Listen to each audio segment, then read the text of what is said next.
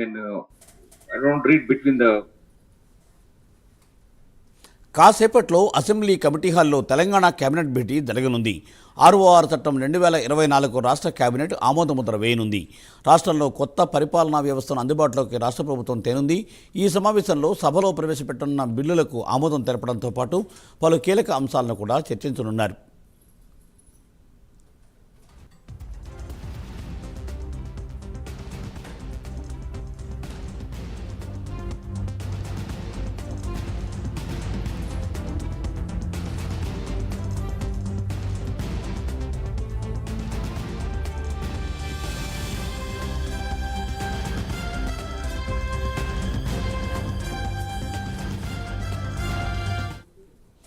Right, మరికొద్దిసేపట్లో Telangana cabinet సమావేశం కానుంది. అలాగే కేబినెట్ సమావేశంలో ROR చట్టానికి ఆమోదం తెలపనున్నట్టు తెలియవస్తోంది. మరిన్ని అప్డేట్స్ మా ప్రతినిధి చందు అందిస్తారు. చందు.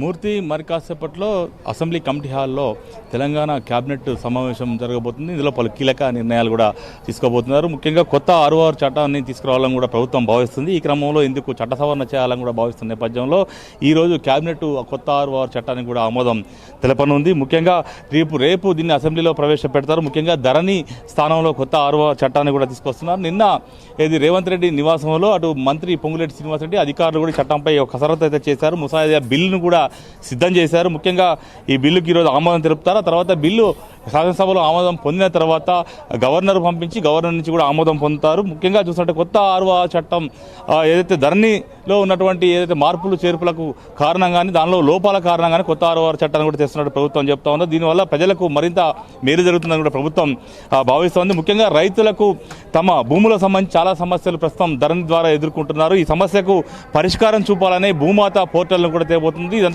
కొత్త 6 చట్టంలో పొందుపరుస్తారు. ప్రస్తుతం ధరణిలో 33 మాడ్యూల్స్ ఉన్నాయి.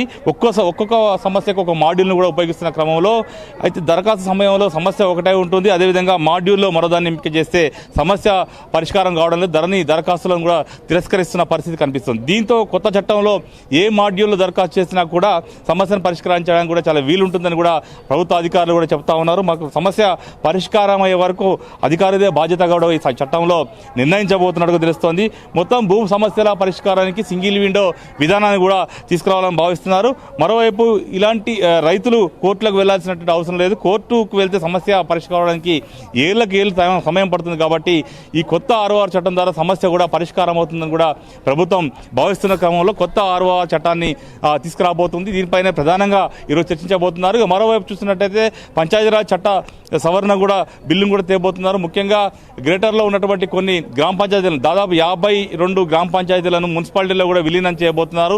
దీనికి సంబంధించినటువంటి బిల్లును కూడా ఈరోజు అసెంబ్లీలో ప్రవేశపెట్టబోతున్నారు. దీనికి కూడా ఆమోద ముద్ర వేయనట్టు తెలుస్తూ ఉంది. ఇక మరోవైపు చూసినట్టయితే ఏదైతే కొత్తగా కౌలు రైతు కూలీలకు 12,000 రూపాయలు కూడా ప్రభుత్వం ఇవ్వాలని భావిస్తుంది. ఎందుకంటే కాంగ్రెస్ పార్టీ మేనిఫెస్టోలో కూడా ఈ అంశాన్ని పెట్టిన నేపథ్యంలో ఈ రైతు కూలీలకు 12,000 ఇవ్వాలని నిర్ణయం తీసుకున్నారు. దీన్ని కూడా క్యాబినెట్లో అప్రూవల్ పొందే అవకాశం కనిపిస్తుంది. మొదటగా 6,000 తర్వాత 6,000 రైతు కూలీలకు నేరుగా వేయాలని కూడా అకౌంట్లకు ప్రభుత్వం నిర్ణయించబోతున్నట్టుగా తెలుస్తోంది. మరోవైపు చూసినట్టయితే స్థానిక సంస్థల ఎన్నికలు త్వరలో రాబోతున్నాయి. ఇప్పటికీ ఎంపీటీసీలు కానీ జెడ్పీటీసీలు కానీ పోటీ చేయాలంటే ఇద్దరు సంతానం ఉంటేనే మాత్రమే పోటీకి, ముగ్గురు ఉంటే మాత్రం పోటీకి నిరాకరించిన నేపథ్యంలో ఇప్పుడు అందులో మార్పులు చేసి సంతానం ఎంతమంది ఉన్నప్పటికీ కూడా ఖచ్చితంగా వాళ్ళకి పోటీ చేసేటువంటి హక్కును ఇవ్వాలని కూడా ప్రభుత్వం భావిస్తున్న క్రమంలో దీనిపైన కూడా ఒక నిర్ణయం తీసుకోబోతున్నారు. ఇక మరోవైపు చూసినట్టయితే రాష్ట్రంలో ప్రధాన సమస్య రైతు భరోసా. గత బీఆర్ఎస్ ప్రభుత్వంలో రైతు బంధును వేశారు. కానీ కాంగ్రెస్ ప్రభుత్వం అధికారంలోకి వచ్చినాక ఇంతవరకు రైతు భరోసాను